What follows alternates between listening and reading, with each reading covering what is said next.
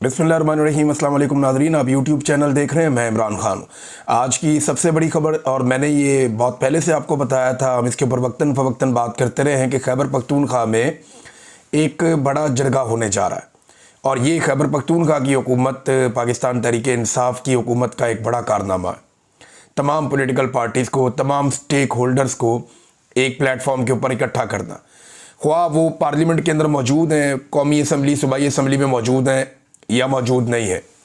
यानी जो पार्टी है PTM, उसको भी बुलाया गया, बलूचिस्तान की पार्टियों को भी बुलाया गया, खैबर पख्तूनख्वा की तमाम पॉलिटिकल पार्टीज़ को इसके अंदर दावत दी गई और तमाम के रहनुमाओं को कहा गया कि आप आएँ और आकर इसमें शिरकत करें।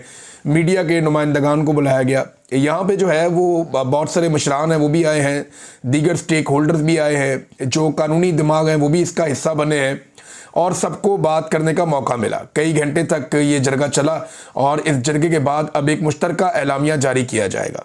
जब मुश्तरका एलामिया आएगा तो वो तफसीलात मैं आपको बताऊंगा। लेकिन अच्छी बात क्या है, इस जरगे में एक यकजहती और एक भाईचारा देखने को मिला।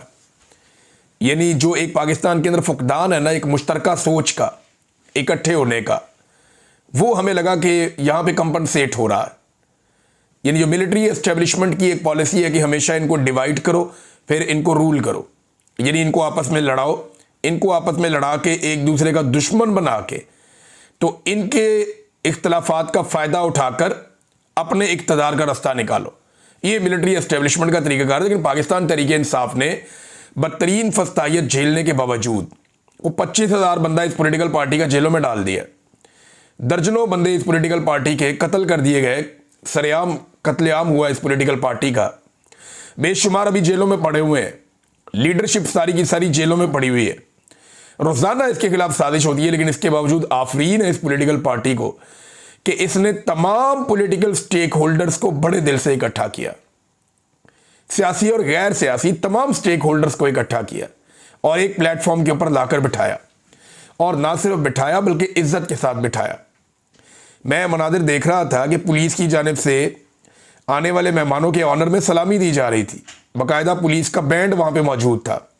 जो भी वफद पहुँचता था उसको पहले एक स्टेज पर ले जाते थे, वहाँ पे उन्हें सलामी दी जाती थी, गार्ड ऑफ ऑनर दिया जाता था। उसके बाद उन्हें ले जाकर जो है वो जरगा वाले हॉल में बिठाया जाता था। ऐसे शानदार इंतजाम किए गए, ऐसी इज्जत अफजाई की गई है। सारी पॉलिटिकल पार्टीज़ ने सबसे वहाँ पर बात की और जो स्टेज सेक्रेटरी थे वो मुस्लिम लीग नून के थे। आप अंदाज़ा कीजिए, क्या ये मुमकिन है कि मरियम नवाज़ एक प्रोग्राम करे लाहौर में और स्टेज सेक्रेटरी जो है वो पाकिस्तान तहरीक-ए-इंसाफ के बंदे को लाकर बना दिया जाए? कभी नहीं हो सकता। या मुराद अली शाह करे वहाँ पे सिंध के अंदर और PTI को हुआ तो PTI का झंडा ही नहीं उठाने देते, बात ही नहीं करने देते। और एक और अच्छी चीज़ ये है कि तमाम की तस्वीरें लगाई गई हैं इस जरगे के मेन पेज के ऊपर।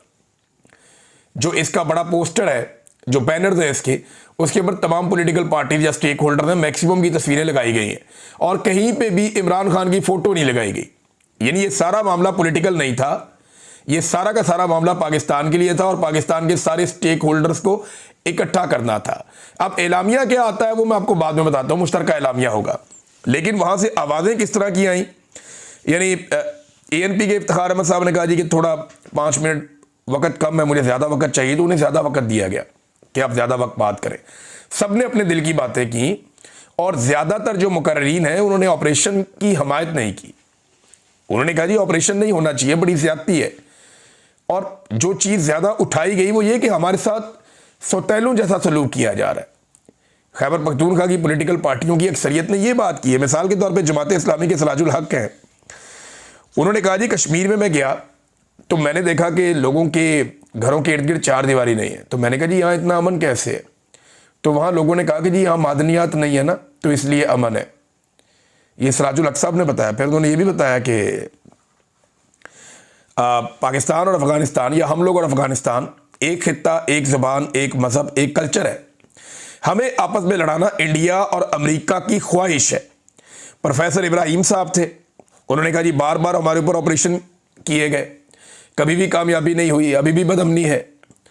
तो इस मरतबा अगर हमने नकल मकानी करनी पड़ी ना तो हमने GHQ में जाके अपने खेमे लगाने हैं। फिर यह भी बताया गया कि जो लोग 8 और उसके आसपास के टाइम में जो लोग नकल मकानी कर गए थे वो अभी तक अपने घरों को वापस नहीं आ सके। इतना जुल्म खैबर पख्तूनख्वा में लोगों के साथ हुआ। जुनैद अकबर साहब ने बड़े ज़बरदस्त फैक्ट्स वहाँ पे बयान किए और उन्होंने बताया कि तालिबान को वापस लाना सियासतदानों का काम ही नहीं था। एक इन कैमरा ब्रीफिंग को उन्होंने ओपन कर दिया। उन्होंने कहा जी इन कैमरा ब्रीफिंग में आर्मी चीफ और डीजी ISI ने यह फैसला किया था और उन्होंने बताया था इन कैमरा ब्रीफिंग में कि तालिबान हमारे बच्चे हैं, हमें इनको वापस लाना होगा। अफगानिस्तान के पास उनको संभालने की काबिलियत नहीं है। ये थी पाकिस्तान के आर्मी चीफ और डीजी ISI की सोच जो उन्होंने इन कैमरा ब्रीफिंग में बताई सियासतदानों को। तो सियासतदानों का तो ये फैसला ही नहीं था। फिर जुनैद अकबर ने मजीद बताया कि अगर एस्टेब्लिशमेंट को हमसे मसला, हमारे साथ नहीं बैठ के बात करना चाहते, तो एक सियासी जमातों के सारे स्टेक होल्डर्स की एक कमेटी बना लें और उनके साथ बैठ जाएं और फैसला कर लें। हमारा वादा है कि खैबर पख्तूनख्वा की हमारी हुकूमत उसके ऊपर मिनवान अमल करेगी, लेकिन बैठ कर फैसला करें, सिर्फ अपने दिमाग को जो है वो इस्तेमाल ना करें। फिर उन्होंने बताया कि तालिबान से मुज़ाकरात के लिए सियासी जमातों ने लोग नहीं भेजे थे, ये कोर कमांडर ने भेजे थे। हमारे हज़ारों शोहदा हैं जिनको ना तो झंडा मिलता है, ना ही उन्हें शहीद कहा जाता है और ना ही उन्हें कोई पैकेज मिलता है। जब कौमी तराना हुआ नाज़रीन, इसमें जरगे में तो तमाम पॉलिटिकल पार्टीज जितने स्टेक होल्डर थे सारे खड़े हुए, लेकिन जो एक पॉलिटिकल पार्टी है PTM वो लोग नहीं खड़े हुए। उन्हें खड़ा हो जाना चाहिए था रवादारी के तौर पे, लेकिन वो नहीं खड़े हुए। मेरे ख्याल में नफ़रत फैलती है। हमें इस वक्त फायर फाइटिंग की ज़रूरत है और फायर फाइटिंग यही है कि सबको मौका दिया जाए, सबके तहफ़्फ़ुज़ात और बातें सुनी जाएं। मोहसिन दावर ने वहाँ पे खड़े होकर बात की। उन्होंने कहा कि हमारे ऊपर ऑपरेशन मुसल्लत ना किया जाए। बाकी सब लोग भी इससे मिलती जुलती बात कर रहे थे। सुहेल अफरीदी ने एक बड़ी इंपॉर्टेंट बात की। एक तो उन्होंने आदाद शुमार बताया कि जनाब हमें हमारा हक ही नहीं दिया जाता। उन्होंने बताया कि खैबर पख्तूनख्वा के साथ कितनी ज़्यादती की जा रही है। ये भी बताया कि रेवेन्यू शेयरिंग में सिंध को 2.5% मिल जाता है, पंजाब को 2.3%, बलूचिस्तान को रिवर्स करके 2.7%, जबकि खैबर पख्तूनख्वा को जो 1% है उसके ऊपर भी सबको तकलीफ होती है। फिर उन्होंने बताया कि कैसे अरबों रुपया जो वफाक ने खैबर पख्तूनख्वा की हुकूमत का देना है वो नहीं दे रहे। फाटा के मर्जर के बाद जो वादे किए गए थे उनमें से कोई भी पूरा नहीं किया गया।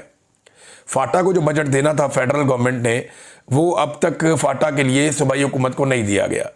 तो जब आप बजट ही नहीं देंगे, जब आप उनका हक मारेंगे, तो वहाँ पे तरक्की कैसे आएगी, वहाँ पे बदअमनी कैसे ख़त्म होगी, लोगों के पास रोज़गार होगा, लोगों के पास खुशहाली आएगी, तो तभी तो दहशतगर्दी में कमी होगी। तो सुहेल अफरीदी ने यह भी मामला उठाया और एक और बात उन्होंने कही कि जो रियासत है ना वो अपनी पॉलिसी को बदले। ये जो बंद